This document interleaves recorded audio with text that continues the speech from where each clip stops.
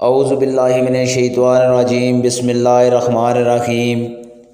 جس دن مغیرہ بن شعبہ حاکم کوفہ کا انتقال ہوا تو جریر بن عبداللہ رضی اللہ تعالیٰ عنہ خطبے کے لیے کھڑے ہوئے اور اللہ کی تعریف اور خوبی بیان کی اور کہا، تم کو اکیلے اللہ کا ڈر رکھنا چاہیے، اس کا کوئی شریک نہیں، اور تحمل اور اطمینان سے رہنا چاہیے اس وقت تک کہ کوئی دوسرا حاکم تمہارے اوپر آئے، اور وہ بھی آنے والا ہے۔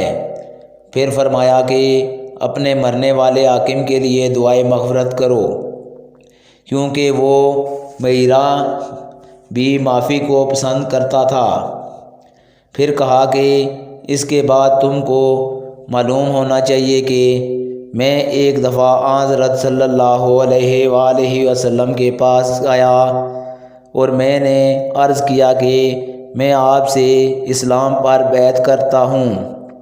آپ نے مجھ سے کہا، ہر مسلمان کی خیر خواہی کے لیے شرط کی۔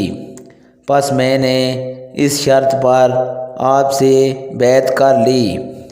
پس اس مسجد کے رب کی قسم کہ میں تمہارا خیر خواہ ہوں۔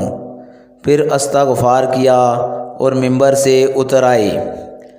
صحیح بخاری حدیث نمبر 58۔ آج کی ویڈیو دوستو اتنی، اگلی ویڈیو میں آپ لوگوں سے ملاقات ہوگی، تب تک کے لیے اجازت دیجیے، اللہ حافظ۔